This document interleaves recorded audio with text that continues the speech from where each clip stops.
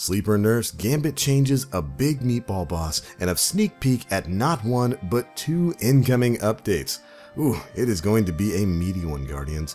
What's going on? My name is TheBlackLink, and today is October 4th, 2018. Can you believe we're already into October? Time is flying by, and before you know it, Festival of the Cost is going to be right around the corner. But of course, today is a Thursday, and that means we've got another issue of the Bungie Weekly Blog, This Week at Bungie. And in this video, we're going to be covering some of the most important bits of information that have dropped from this week's Bungie blog. So let's go ahead and jump on into it. They start this one out pretty big. Many of you out there have been hunting for the Malfeasance quest inside the Gambit game mode, and you might have noticed that getting the boss to spawn is a little bit frustrating. If you've been lucky enough to actually get the boss to spawn and even complete the quest, you know that in order to get the Gambit Sparrow and the ship, you've got to fight that boss 2 more times. Good luck with that. Thankfully, we're getting a direct response from Bungie about the rarity of this boss overall. And in a section titled Malfeasance Acquisition, here's what they had to say.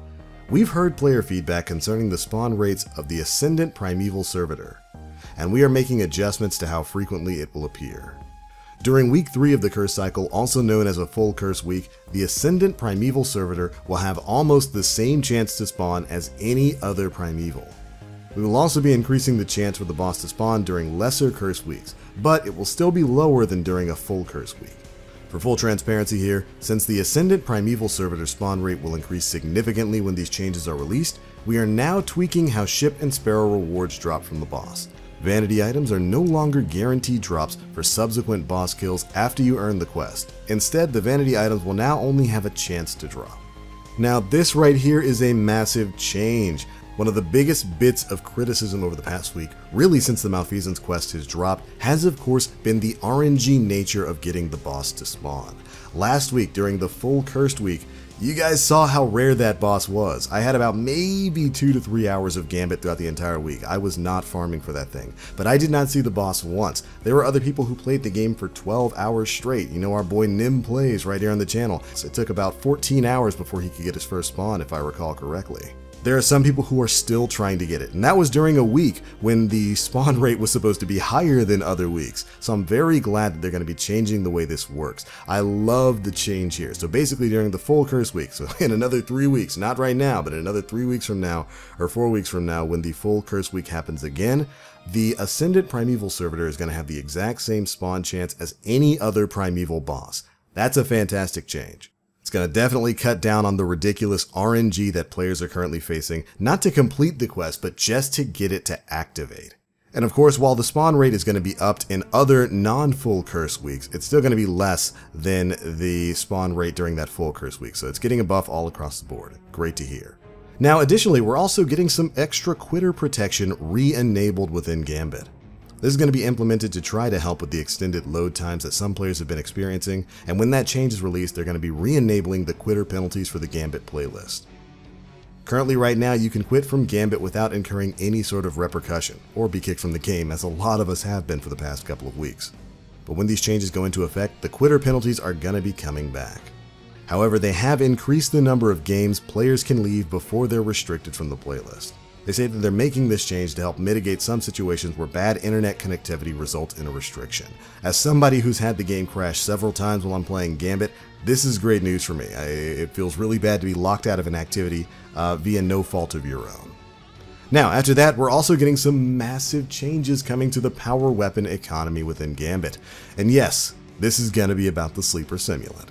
We've got some power ammo crate changes. To help balance some weapons, we're changing the amount of ammo that you'll receive when opening an ammo crate with certain weapons equipped.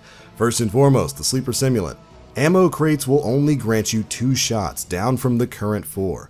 And for swords, the ammo crate will now grant 12 sword ammo, which is up from 6. So cutting the number of sleeper shots you get in half and doubling the number of sword ammo that you'll be getting from the power ammo crates. This is a great change. I love that they're addressing the sleeper simulant problem within Gambit right now, not by nerfing the damage of the sleeper, but by taking other roundabout methods to kind of curb its usage within the game mode. Now, of course, you're still going to be able to get those random purple ammo brick drops from enemies within Gambit, especially if you've got heavy ammo finders stacked on your character. So in my opinion, this makes for a pretty good change. They're not knocking down the power of the weapon, they're just knocking down your access to it, but you can still kind of alter your build around it to get that ammo back. This tied in with the other reported changes of maybe knocking down the sleeper's aim assist, maybe adding travel time and stuff to it, should help with how ridiculous that gun is in Gambit right now, because holy moly, it's clearly one of the best options, if not the best option for the game mode. And I'm super happy that swords are getting a buff here. Swords definitely need it in the PvE and PvP environment, and we're going to be learning a bit more about some sword buffs a little bit later on. And by that I mean, we've got some updates coming our way. Not one, but two updates coming within the month of October. The first of which, Update 2.0.4, is scheduled for October 16th, 2018. This is going to be a pretty big one. And we've got an interesting sneak peek at the patch notes to go over. Here's what they have to say.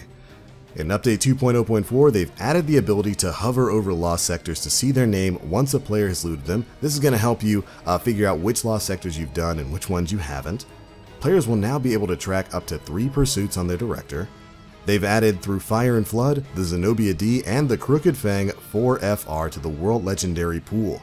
This basically means that we're going to have more heavy weapons that are available from every legendary drop source than just the Edge Transit. One of the reasons why the meme of the Edge Transit is so big right now is because it can drop from basically any source. So now maybe you'll get some more Crooked Fangs and a few less Edge Transits in the future. They're also increasing scout rifle damage in PvE against non-player enemies in Gambit, which is fantastic. We all know scout rifles definitely need a big buff when it comes to PvE. And it looks like that buff might be dropping as part of Update 2.0.4.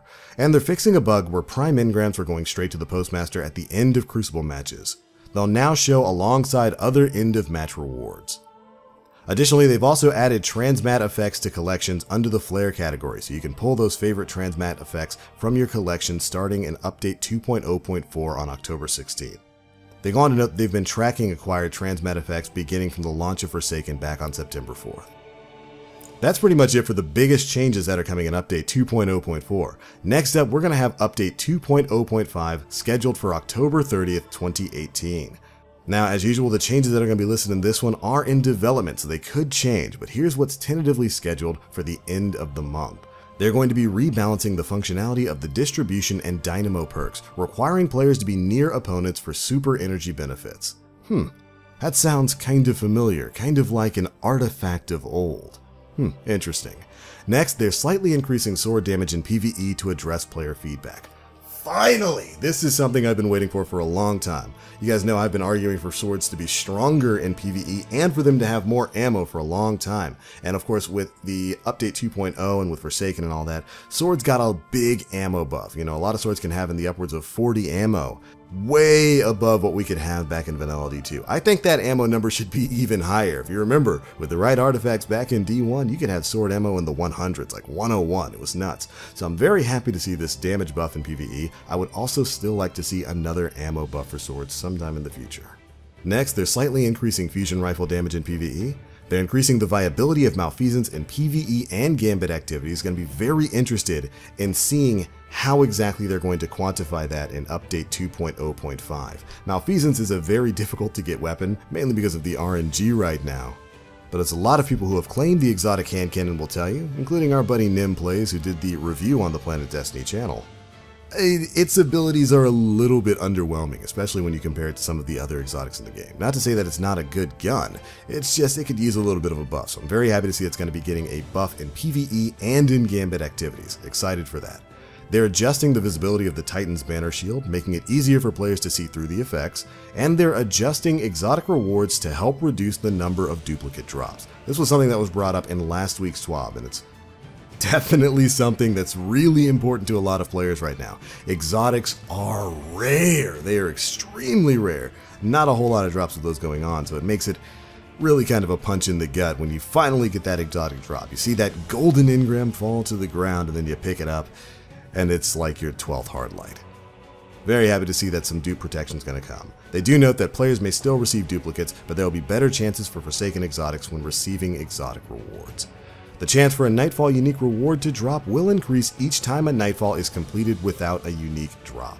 I love this change. There's a lot of Guardians out there who are still hunting for like DFA and all kinds of Nightfall rewards out there. So implementing this change, making it so that the more Nightfall you complete without getting a reward, the better your drop chances get. I don't know if that's going to persist from week to week. It might reset at your weekly reset, but still, for those who are out there grinding for Nightfall gear, this is great news for you. Then after that, speaking of grinding, they're adding Masterwork cores as a requirement for specific Spider wanted bounties and General Scrapper bounties. I'm not going to go on too big of a rant here. More sources of Masterwork cores is definitely a good thing. Next, they're reducing the time for single shader deletion from your inventory, and finally, they're developing a fix for an issue where a team will defeat the Ascended Primeval servitor in Gambit, but the opposing team will receive credit for the kill. Saw a couple of stories about that on the subreddit. Ooh, after waiting that long to get the boss to spawn, does not feel great. But alright Guardians, that is it for your preview of Destiny Update 2.0.5, scheduled again for October 30th, 2018. A lot of really good stuff listed in there, and I can't wait to see how some of it pans out. Now, there is one more thing to cover in this week's TWAB. It's October. We've got one very big event that usually drops during this month. The Festival of the Lost is indeed returning to Destiny 2. And within this week's TWAB, we actually got the drop date for when the event's going live. It's going to be dropping alongside Update 2.0.4 on October 16th. That's actually a little bit earlier than I thought it would be coming, but I'm super happy Festival of the Lost will be returning to Destiny 2 on October 16th. Can't wait to see what they're going to do this time around, if it's going to be masks or costumes or outfits or whatever it is they're going to do. Let's just hope it's not a revamp into Festival of the Cost like it has been in previous years. Alright Guardians, there is one last big news story to cover in this week's TWAB, and that is concerning the Prestige version of the Last Wish raid. And rather, that there is no Prestige version of the Last Wish raid. Within a section titled Wishes and Curses, the Bungie team talks a bit about their motivations for creating Last Wish and creating an in-game memorable experience that incorporates all kinds of hidden secrets and puzzles within the Dreaming City, rather than focusing on creating a normal version of a raid and then like a Prestige version of a raid. They go on and talk a bit about some of their goals for design when it came to The Last Wish, and their mindset for why there isn't going to be a Prestige or a hard version of The Last Wish raid, at least as of right now. So for any of you Guardians out there who are hoping for a new difficulty mode for the Last Wish raid, well, I do believe that's called Petra's Run, and it's the 13th wish on the Wishing Wall. But there won't be an official hard mode, at least as of right now. We'll be getting our next big bit of raid content, I do believe, within the annual pass content that is due out later this year. But alright Guardians, that is pretty much it for the biggest bits of news covered in this week's issue of the Bungie Weekly blog, This Week at Bungie. A lot of interesting things are slated to happen here in the month of October. We've got two big updates coming. We've got Festival of the Lost starting in about 2 weeks. There's still plenty of things to do in the world of Destiny 2. That's everything we've got for you here tonight, and those are my thoughts. Be sure to leave me yours down in the comment section below. How do you feel about the Gambit Malfeasance boss change? Be sure to let me know how you Guardians feel down in the comment section below. If you enjoyed the video, feel free to drop a like, make sure you subscribe, and hit that notification bell to stay up to date with all the latest stuff we're putting out. But alright, that's going to be it for this one, Guardians. Thank you all so much for watching. As always, I am TheBlackLink. You Guardians, stay frosty.